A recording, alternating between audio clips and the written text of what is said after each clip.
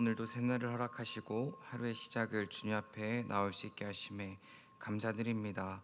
우리의 마음 가운데에 진정한 주인 되시고 우리를 살릴 수 있는 그 하나님의 말씀이 이 시간 우리 마음 가운데에 새겨질 수 있도록 은혜 허락하여 주시옵소서. 예수님의 이름으로 기도드립니다. 아멘. 오늘 말씀은 이사야 44장 21절부터 이사야 45장 7절까지입니다.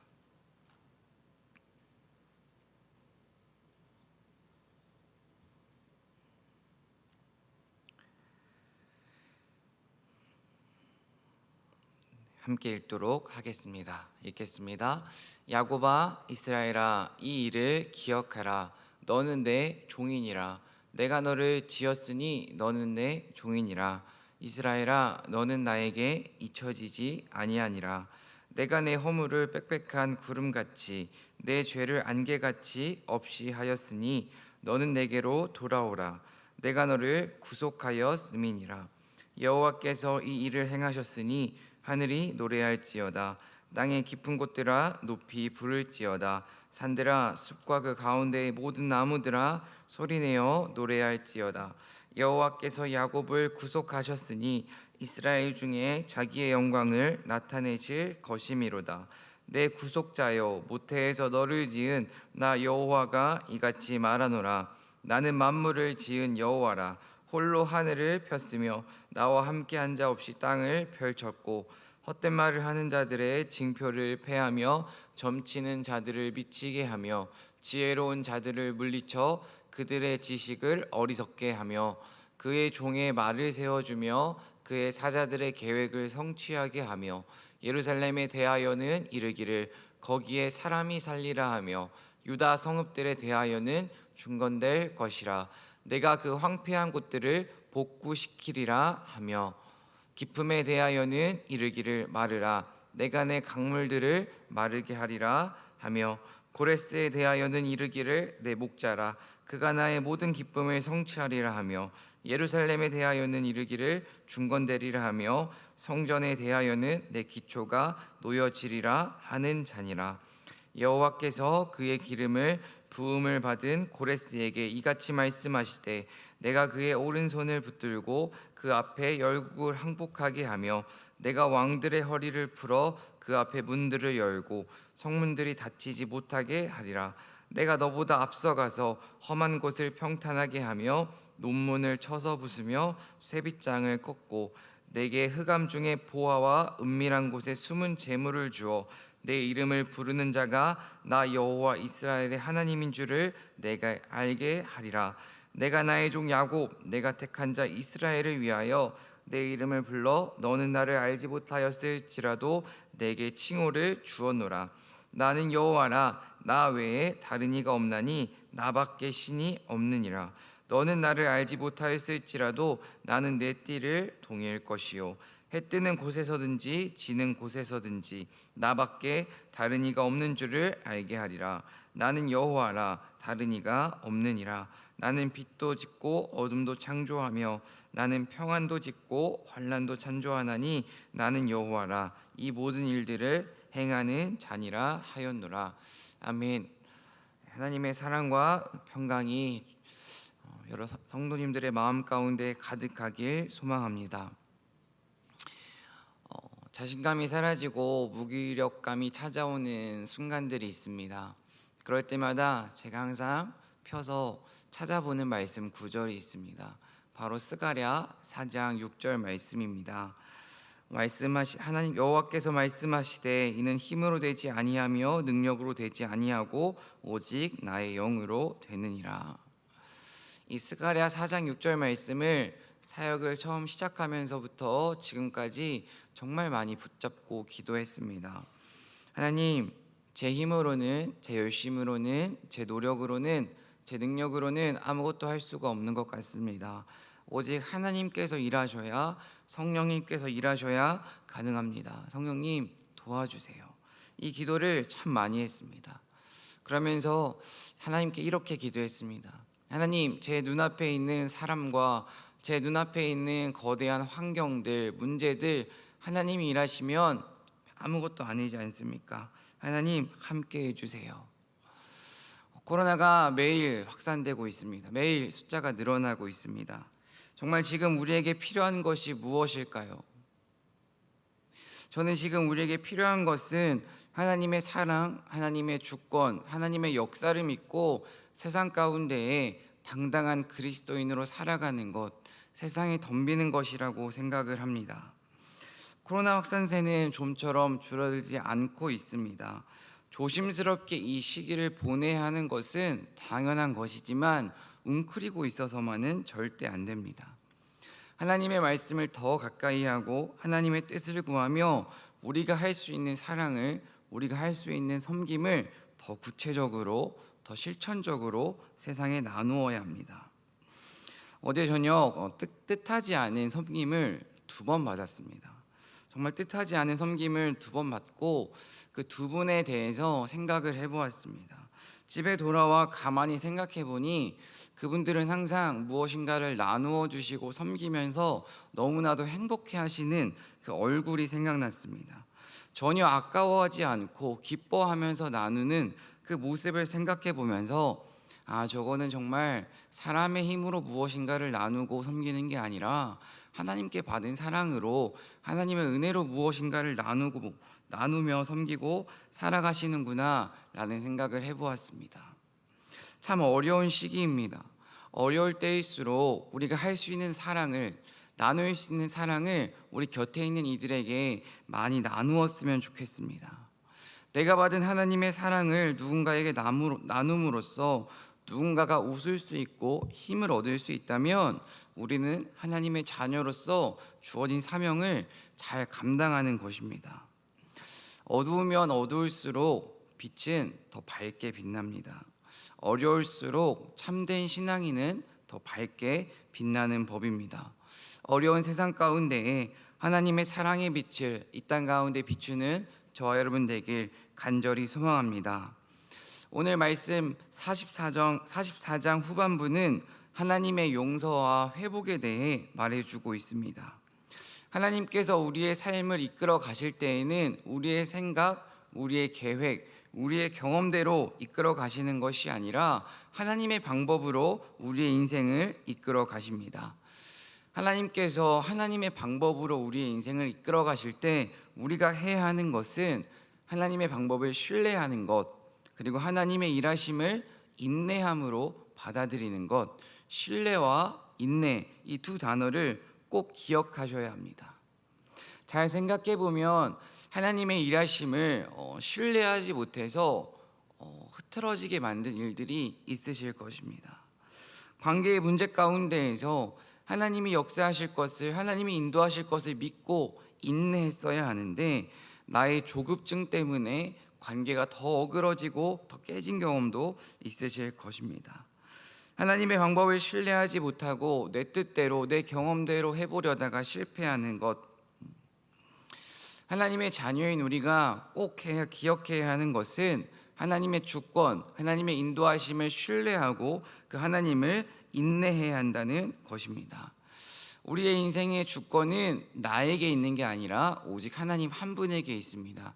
이것을 믿고 살아가는 저 여러분 되길 간절히 소망합니다. 오늘 말씀을 많은 구절을 읽었지만 크게 2가지로 정리해 볼 수 있습니다. 첫 번째는 하나님의 작정하심입니다. 하나님께서 작정하시고 용서하고 사랑하신다는 것, 이것이 첫 번째 주제입니다. 2번째 주제는 하나님의 놀라운 계획입니다. 이 두 가지 큰 주제를 생각하면서 오늘 말씀을 살펴보도록 하겠습니다. 먼저 21절부터 23절까지입니다. 21절부터 23절까지 말씀을 살펴보면 이제 하나님께서 이스라엘 백성들을 용서해 주셨음을 말해주고 있습니다. 하나님께서 인간을 용서해 주시는 방법은 그 죄를 가지고 하나님 앞에 나와서 무릎을 꿇고 빌어야 용서하시는 것이 아닙니다. 하나님께서는 이미 우리를 용서하셨습니다. 오늘 말씀을 살펴보면 하나님께서는 백성들의 죄를 다 잊었다고 말씀하십니다. 하나님은 우리의 죄를 이미 잊고 이미 다 잊어버리시고 이미 다 용서하시고 우리가 돌아오기를 간절히 바라고 계십니다. 지금 이스라엘 백성들은 본인들이 죄를 짓고 우상숭배라는 하나님이 정말 싫어하시는 죄를 짓고 바벨론에서 포로와 고난의 시간을 보내며 정체성이 흔들리기 시작했습니다. 하나님의 자녀라는 그 정체성이 흔들리기 시작하면서 그 하나님의 사랑에 대한 의구심과 내가 정말 하나님의 자녀로 살아갈 수 있을까라는 그런 부끄러움이 생겼습니다. 그렇게 정체성이 흔들리고 있는 하나님의 존재에 대한 하나님의 자녀라는 그 사실에 대해서 그 흔들리고 있는 백성들에게 하나님은 오늘 이렇게 말씀하십니다. 내가 너를 지었다. 나는 너희를 잊지 않을 거야. 너희의 죄를 안개같이 없애줄 수 있어. 그러니까 너희들이 해야 하는 것은 나에게 돌아오는 것이야. 이렇게 말씀하십니다. 그렇다면 지금 2021년 오늘을 살아가고 있는 우리에게 하나님께서는 이렇게 말씀하시는 것입니다. 고통으로 괴로워하고 변하지 않는 내 모습으로 답답해하는 우리에게 하나님은 이렇게 말씀하십니다. 내가 너를 택했고 내가 너를 지었어. 내가 너의 죄를 안개처럼 다 없애버렸어. 나는 너를 절대 잊지 않으니까 네가 해야 하는 것은 지금 나에게 돌아오는 것이야. 언제나 하나님께서는 우리에게 먼저 손을 내밀어 주십니다. 우리를 향한 하나님의 사랑은 적당한 사랑이 아니라 작정하고 하시는 사랑입니다. 또한 우리를 향한 하나님의 용서는 적당하게 하나님 앞에서 용서를 잘 구하면 용서해 주시는 그런 용서가 아니라 작정하시고 하는 온전한 용서입니다. 22절 말씀을 살펴보면 구속하였음이니라 라는 문장이 나옵니다. 구속이라는 그 단어의 의미는 우리의 죄값이 이미 다 지불되었다는 것을 의미합니다. 하나님께서 하나님의 손으로 우리를 붙잡고 이끌어내신다는 것을 의미합니다. 우리가 기억해야 하는 것은 우리의 모든 죄는 십자가 앞에 다 용서되었다는 사실입니다. 한번 탕자 이야기를 잠깐 생각해 보겠습니다. 탕자 이야기를 생각해 보시면 탕자의 아버지는 탕자 둘째 아들의 이야기를 듣고 용서하지 않습니다. 탕자가 돌아오기 전부터 탕자를 용서하기 시작했고 탕자를 보는 순간 용서는 끝났습니다. 이미 그 아버지의 몸은 둘째 아들에게 달려나가고 있습니다. 끌어안고 괜찮다, 사랑한다 말합니다. 다시 돌아온 그 둘째 아들에게 아버지가 너 지금까지 무슨 잘못했는지 알아? 네가 얼마만큼 우리 가정에 큰 해를 끼친 줄 알아? 너 그러니까 잘못한 거야. 이렇게 잘못을 따지지 않습니다. 그냥 안아주고 그냥 품어주고 그냥 먹여줍니다. 그것이 바로 하나님의 사랑입니다. 이 사랑이 바로 작정하고 하는 사랑입니다. 그리고 이 용서가 작정하고 하는 용서입니다. 무엇보다 하나님께서 둘째 아들을 작정하고 용서하고 사랑하신 것을 알고 있다면 그 하나님이 바로 나를 지금 이 순간 작정하고 사랑하고 계시며 용서하고 계신다는 것을 잊지 않길 간절히 소망합니다. 23절을 살펴보면 이제 용서를 행하실 하나님께 우리가 해야 하는 것, 백성된 자로서 자녀된 자로서 우리가 해야 하는 것이 무엇인지를 말해주고 있습니다. 하나님께서 일은 행하십니다. 하나님께서 일은 행하시고 우리 삶 가운데에 역사는 이루십니다. 우리가 해야 하는 것은 나의 죄를 용서해 주시고 나를 끝까지 사랑하시는 그 하나님을 찬양하는 것입니다. 저는 오늘 이 하나님을 찬양한다는 것, 하나님을 노래한다는 것을 간단하게 세 가지로 말씀을 드리고 싶습니다. 첫 번째는 하나님을 찬양한다는 것은 나의 정체성을 확인하는 것입니다. 두 번째는 하나님의 뜻을 구하는 것입니다. 세 번째는 하나님의 일하심을 기대하는 것입니다. 하나님을 기쁠 때만 찬양하는 사람이 아니라 언제나 하나님을 찬양하는 사람은 세상 속에서 나는 그리스도인이라는 그 사실을 잊어버리지 않습니다. 나는 구별된 자로서 거룩한 존재로 살아가야 한다는 그 거룩한 부담감을 품고 하나님이 나를 사랑하신다는 그것 하나 붙잡고 살아갈 수 있습니다. 두 번째로 하나님을 찬양하는 사람은 선택의 갈림길 앞에서 상황과 환경, 감정을 앞세우지 않고 하나님의 말씀을 앞세우며 하나님의 뜻을 구합니다. 하나님의 뜻만 구하는 것이 아니라 정말 하나님이 원하시는 뜻대로 선택하기를 부단히 발버둥 치는 사람이 하나님을 찬양하는 사람입니다. 마지막 세 번째는 하나님을 찬양하는 사람은 하나님의 일하심을 기대하는 사람입니다. 하나님을 찬양할 수 있다는 것은 하나님을 신뢰한다는 것입니다. 하나님이 내 삶 가운데 들어와 일하실 것을 믿는다는 것입니다. 하나님께 찬양하는 사람은 하나님께서 하나님의 때에 하나님의 방법으로 내 삶 가운데 일하실 것을 기대합니다. 무엇보다 기쁠 때만 슬플 때만 찬양하는 것이 아니라 날마다 하나님을 찬양하는 저 여러분 되길 간절히 소망합니다. 지금까지가 이제 첫 번째 주제, 하나님의 사랑과 하나님의 용서를 살펴보았습니다. 이제 24절부터는 하나님의 주권, 역사의 주인 되시는 하나님, 역사를 주관하시는 하나님, 하나님의 놀라운 계획에 대해서 말해주고 있습니다. 지금 무너져 있는 이스라엘 백성을 회복하기 위해 하나님께서 한 가지 방법을 말씀해주고 계십니다. 지금 이스라엘 백성을 회복하기 위해 하나님께서 사용하시는 방법은 이방의 왕 고레스를 사용하십니다. 고레스 왕은 이방인의 왕입니다. 이방인의 왕이었다는 것은 하나님을 예배하거나 하나님을 찬양하거나 하나님을 믿지 않는 사람이었다는 것입니다. 하지만 오늘 말씀을 살펴보면 전적인 하나님의 주권으로 하나님은 이 이방의 왕 고레스를 통해 이스라엘 백성들을 회복시키실 것을 약속하십니다. 24절 말씀입니다. 내 구속자여 모태에서 너를 지은 나 여호와가 이같이 말하노라. 나는 만물을 지은 여호와라. 홀로 하늘을 폈으며 나와 함께한 자 없이 땅을 펼쳤고. 지금 하나님의 위대하심, 창조주 되시는 하나님에 대해서 말하고 있습니다. 또 25절과 26절 말씀을 살펴보면 하나님께서는 세상의 헛된 말을 하는 사람들을, 한마디로 이방 우상들을, 이방의 신들을 물리칠 수 있는 분이라는 것을 말해주고 계십니다. 그리고 26절 마지막을 살펴보면 황폐한 곳들을 복구시키리라. 하나님께서는 무너진 곳을 일으킬 수 있는, 쓰러져 있는 곳을 세울 수 있는, 회복시키실 수 있는 분입니다.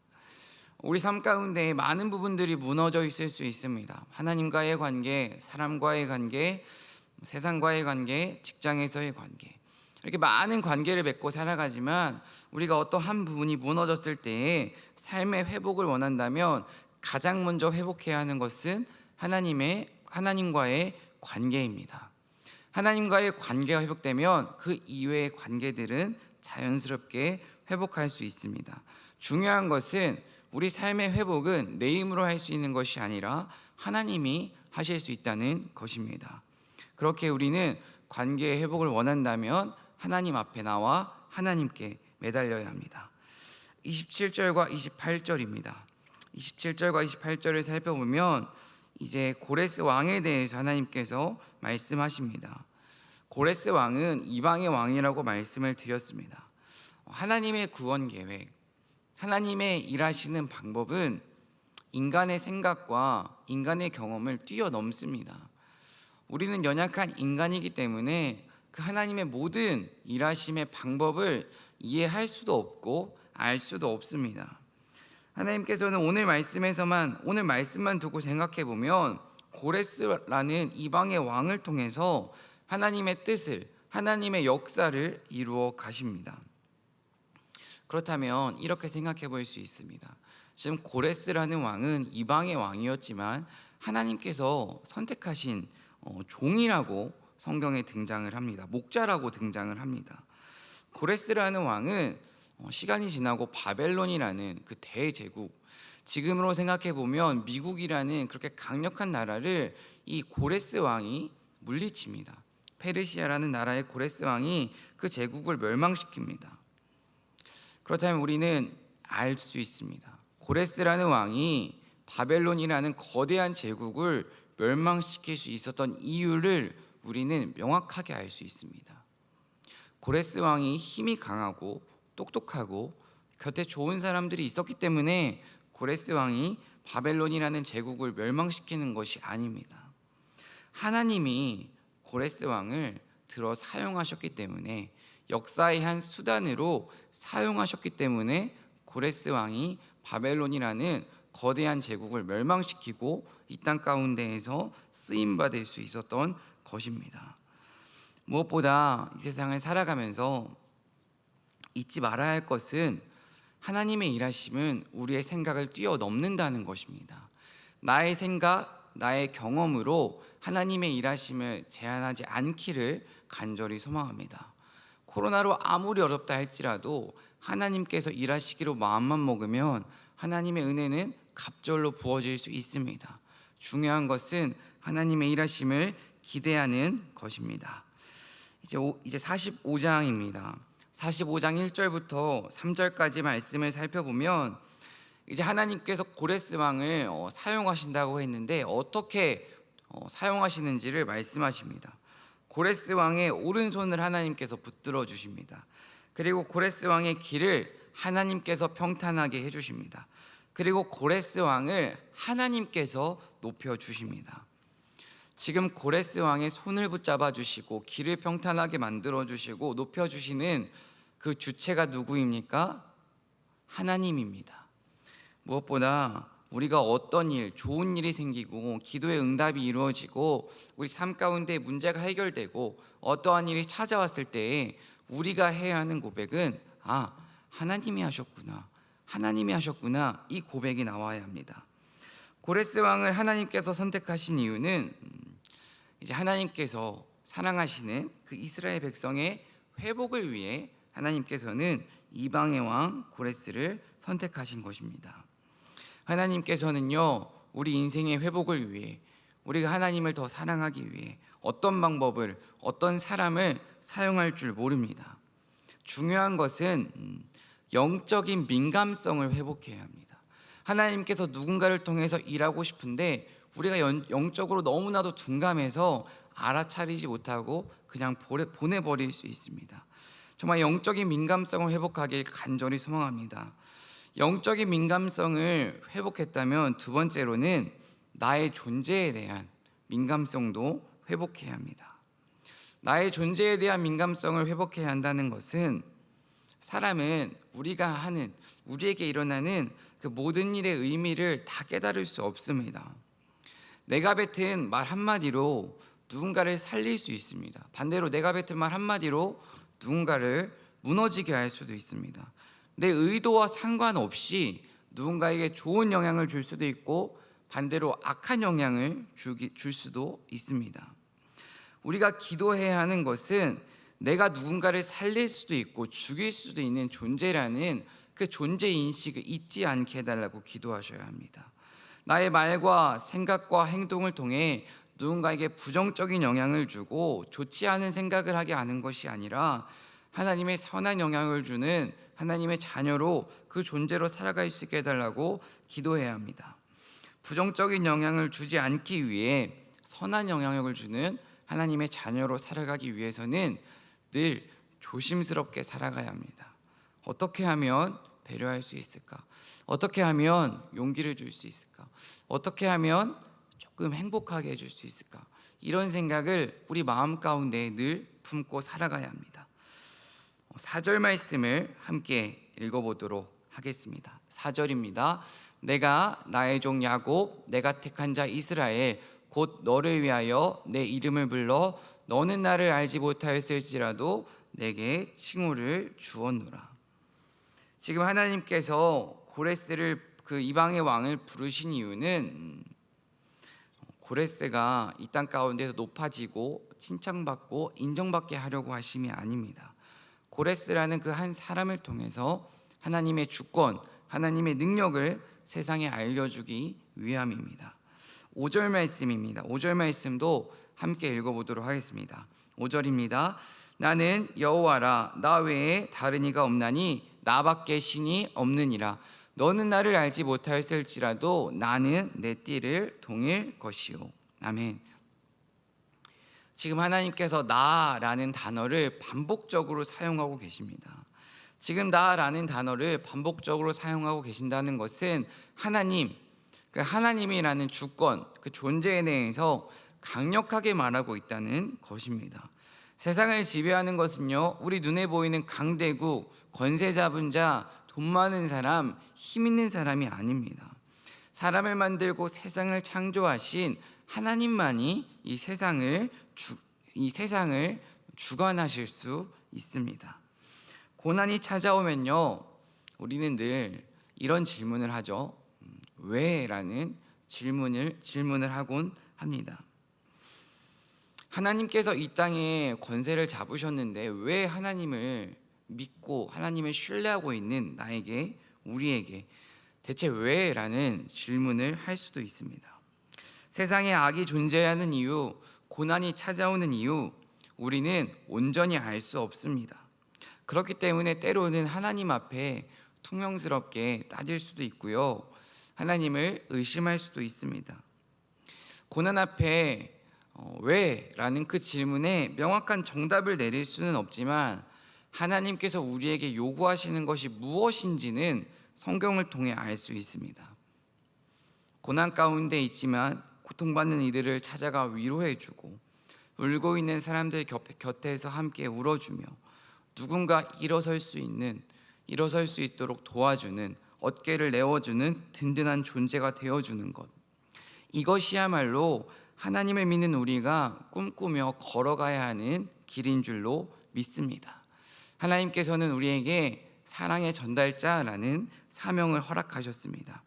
때로는 이해할 수 없는 상황들이 있지만 그럼에도 불구하고 우리가 끝까지 감당해야 하는 것은 사랑의 하나님을 신뢰하고 그 사랑을 나누는 것입니다. 6절과 7절 말씀을 살펴보면 빛과 어둠, 평안과 고통도 하나님이 만드셨다고 말합니다. 기쁨의 시간에만 하나님께서 우리에게 축복을 주시는 것이 아닙니다. 고통을 만드신 분도 하나님이십니다. 그렇다면 고통의 시간 가운데 있는 나와 하나님은 언제나 함께 하시고, 고통의 시간 가운데에도 하나님이 축복을 허락하실 수 있습니다. 오늘 말씀을 마무리하겠습니다. 그 하나님의 놀라운 계획을, 하나님의 무한한 사랑을 인간은 다 알 수 없습니다. 인간이기에 다 이해할 수도 없습니다. 우리가 마음 가운데 품고 살아가야 하는 태도는 신뢰하는 것, 인내하는 것, 이 두 가지입니다.